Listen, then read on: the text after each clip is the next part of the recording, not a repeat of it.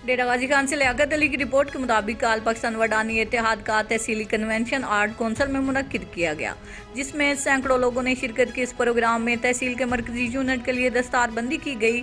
उसके साथ तकरीर, मुशायरा, मौसीकी और बलोची झूमर वगैरह में भी भरपूर हिस्सा लिया गया। इस इजलास के चीफ गेस्ट चीफ ऑफ वडानी सरदार हाजी नसीर अहमद खान वडानी और सरदार नजीर अहमद खान वडानी का हाल में खड़े होकर तालियों से पुरतपाक इस्तकबाल किया गया। प्रोग्राम का बाकायदा आगाज अब्दुल इस्लाम वडानी ने तिलावत कुरान पाक से किया। फिर आजम वडानी ने नात पढ़ी।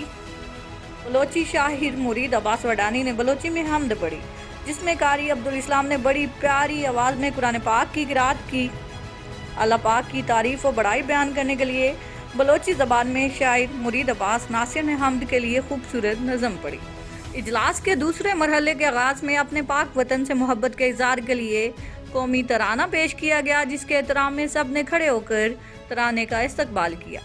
उसके बाद इमरान खान ने आल पाकिस्तान वडानी इत्तेहाद के बानी सरदार शहजाद मोहसिन खान वडानी को स्टेज पर आने की दावत दी। अपनी तकरीर में सरदार शहजाद खान वडानी ने इत्तेहाद बनाने का मकासद बयान करते हुए कौम को आपस में मुत्तहिद मुखलिस रहने के लिए पुरजोश तकरीर की, जिस पर नाजरीन की तरफ से तालियों की गूंज के साथ साथ शहजाद खान वडानी जिंदाबाद के नारे भी लगाए गए। उसके बाद वडानी कौम के चीफ सरदार नसीर अहमद खान वडानी को दावत दी गई।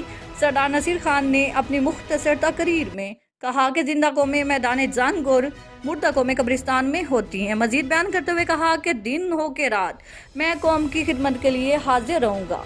मरकजी कन्वेंशन के तीसरे मरहले में वडानी इत्तेहाद एक गाना गाया गया, फिर नौजवान ने तकरीर की। प्रोग्राम के चौथे मरहले में चीफ नसीर खान वडानी ने तहसील डेरा गाजी खान के मरकजी जूनियर की दस्तारबंदी की। फिर प्रोग्राम के आखिर में रवायती बलोची झूमर लगाई गई।